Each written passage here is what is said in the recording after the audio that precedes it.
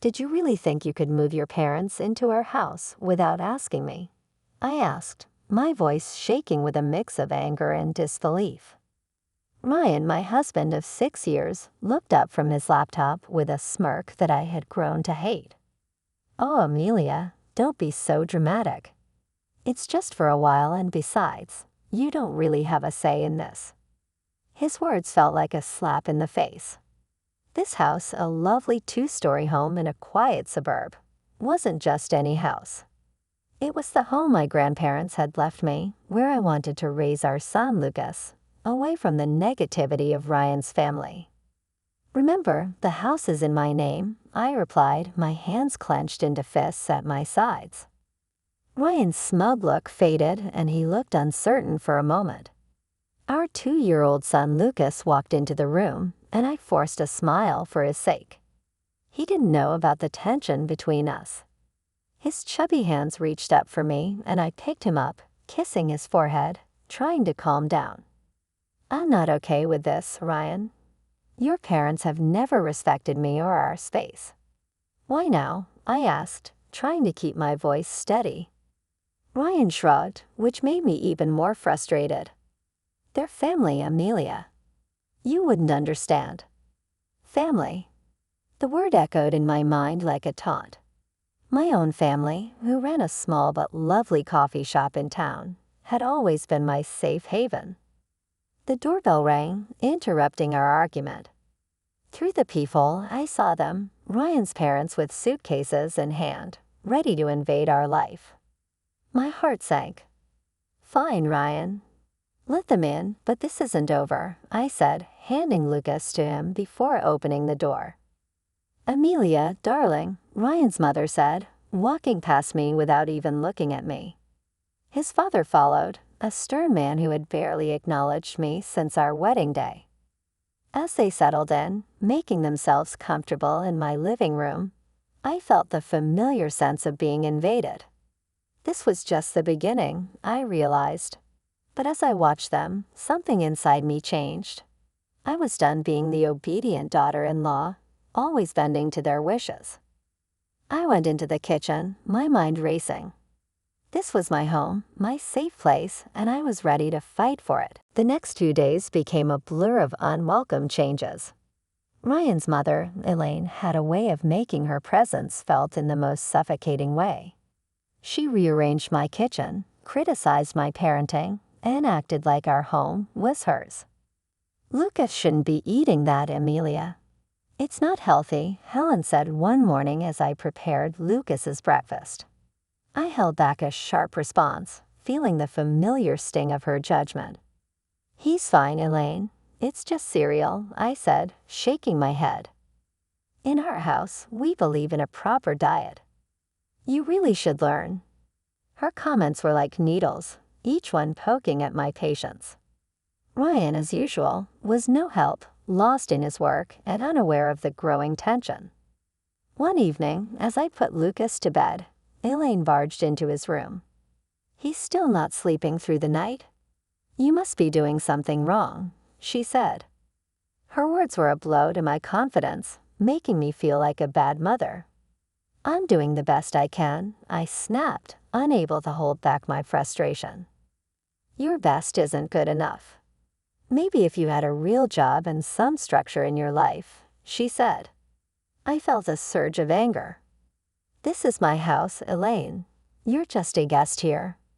Don't forget that. Her laugh was cold and dismissive. Oh dear, Ryan never mentioned how out of touch you are. This is his house too, and as his mother, I have every right to be here.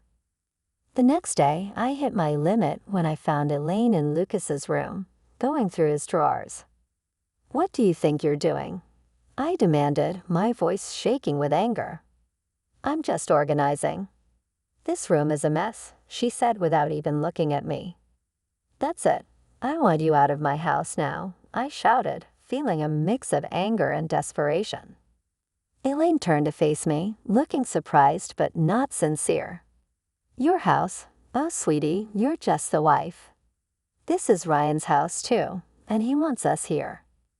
I stormed out of the room, overwhelmed by thoughts of Ryan's betrayal, Elaine's intrusion, and how they ignored my feelings. It was all too much. I was tired of being pushed around and having my home taken over by people who didn't respect me. That night, as I lay in bed, I started to make a plan. I was going to take back control of my life, my home, and my son's future. Ryan and his parents had crossed a line, and they needed to understand that I wouldn't be their doormat anymore. The fight was just beginning, and I was ready.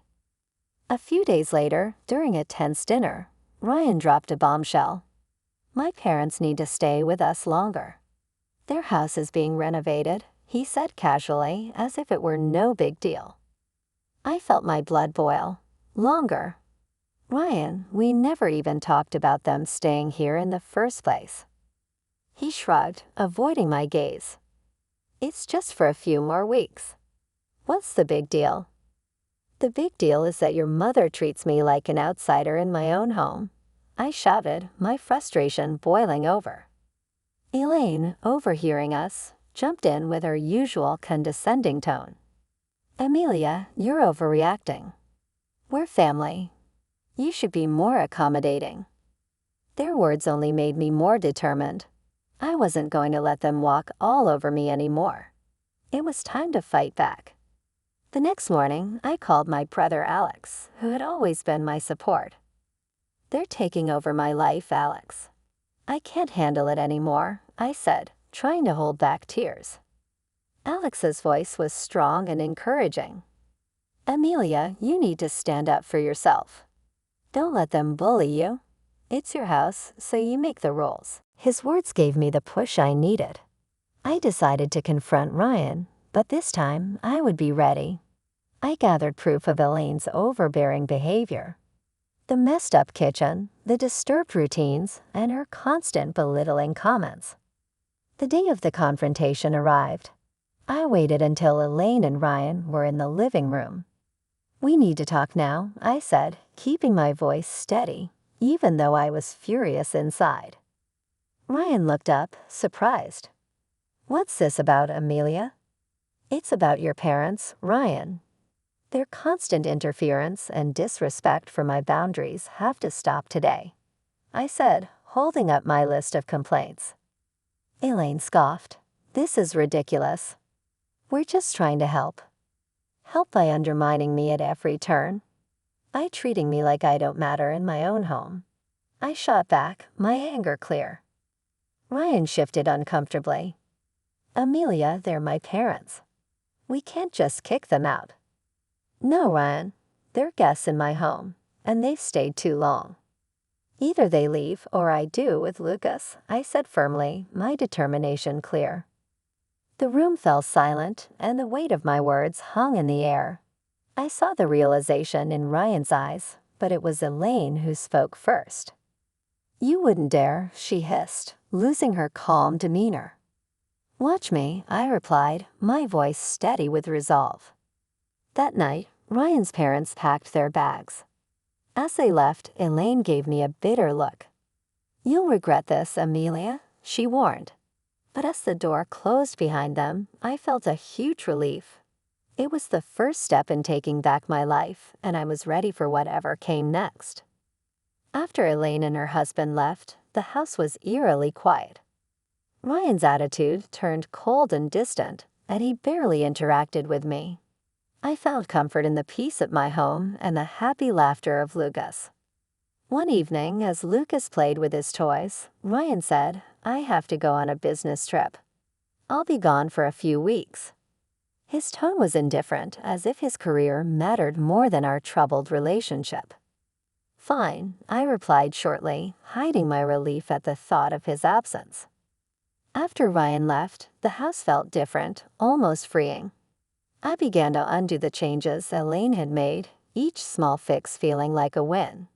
But everything changed when I found a series of emails on Ryan's laptop, which he had left open. They revealed an affair, an ongoing betrayal that hurt more than his mother's demeaning comments. I was filled with anger, pain, and a deep sense of betrayal. It was time for Ryan to face the consequences of his actions. I started planning carefully, making sure that Ryan and his family would be held accountable for their deceit and manipulation. The first step was to get my financial and legal affairs in order. I contacted a lawyer, explained my situation, and began the process of filing for divorce. Next, I focused on the house, which represented my grandparents' legacy and my independence. I called a real estate agent. "I want to sell the house quickly and quietly," I told her. The real estate agent looked surprised but noticed the urgency in my voice. "Are you sure about this, Amelia? It's a big decision," she said. "I've never been more sure of anything," I answered, feeling strong and determined after the betrayal. The house went on the market, and within days, offers started coming in. The thought of Ryan coming back to find he had lost his control over everything gave me a grim satisfaction. During this time, I reconnected with my family, finding strength in their support. "We're here for you no matter what," my father told me as I watched Lucas play, unaffected by the chaos around him. I made a quiet promise to protect his happiness no matter what. Ryan's return was approaching, but I was no longer the woman he had left behind. I was ready to face him, equipped with the truth and a plan to take back my life. When the day came for Ryan to return, the tension in the air was thick. I had imagined this moment many times, and although I was prepared, my heart raced as I heard his key turning in the lock. "Amelia, I'm home," Ryan called out, his voice echoing through the now changed space. I walked out of the kitchen, standing tall. "Welcome back, Ryan." "We need to talk," I said firmly. He looked around, noticing the changes I had made. "What's going on?" "The house looks different." I stayed calm. "I sold the house, Ryan. It's no longer ours." His face showed shock and anger. "You did what?" "You can't just sell our house without telling me," he argued. "It's my house, Ryan, and after what I've found out, I don't think you get to say any more," I replied, my voice calm but filled with anger. He scoffed, trying to hide his surprise. "What are you talking about?" "The affair, Ryan." "I know everything," I said, watching as his calm act fell apart. He tried to deny it, but it didn't last long. "Amelia, it's not what you think," he begged. "I think it's exactly what it looks like." "You betrayed me and our family," I responded, the hurt clear in my voice. Ryan went from shock to angry. "You're overreacting." "We can work through this," he said. "There's no we anymore, Ryan." "I filed for divorce," I said, handing him the papers. The conversation turned into a blur of accusations and denials, but I stood firm. The man I had married was gone, replaced by someone driven by selfish desires.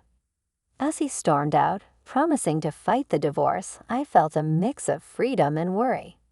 I had taken the first step toward a new life, but I knew the struggle wasn't over. In the weeks that followed, everyone learned about our situation. Ryan's parents, who had been so confident and overbearing, were now caught up in the fallout from their son's actions. They tried to contact me, but I ignored them completely. I focused only on Lucas and finalizing the divorce. When the court hearing day arrived, Ryan looked defeated, finally realizing the gravity of what he had done. The judge granted me the divorce and custody of Lucas, and I felt a sense of justice. Ryan's attempts to reconcile after the hearing were ignored. "You made your choice, Ryan. Now live with it," I said, walking away from him for the last time. News of our divorce and Ryan's affair spread quickly, damaging his reputation and relationships. His parents, who had once been proud and judgmental, were now shunned by people who had previously respected them. As I walked out of the courthouse holding Lucas's hand, I realized this was not just an end, but a new beginning, a fresh start for both of us, free from deceit and manipulation. The future was uncertain, but it was ours to shape. Life after the divorce felt like coming out of a long dark tunnel into the light. I had regained control not just of the house, which was now sold, but of my life. Lucas, happily unaware of the adult issues, thrived on the love and stability I gave him. My days were busy but satisfying, focused on rebuilding our lives and managing the coffee shop, which had become my safe haven. Still, the shadow of Ryan and his parents lingered. One day, as I was closing the shop, Ryan appeared, looking disheveled and desperate, so different from the composed man I once knew. "Amelia, please, I need to talk to you," he begged, his eyes searching mine for any trace of the compassion that used to be there. I hesitated, feeling a mix of emotions at the sight of him. "What do you want, Ryan?" I asked, trying to keep my frustration in check. "I can't afford the alimony and child support. I lost my job because of the scandal, and my parents, they are broke too," he admitted, his words hitting hard. "That's not my problem, Ryan. You made your choices, and now you have to deal with the consequences," I said firmly, closing the door on our shared past for good.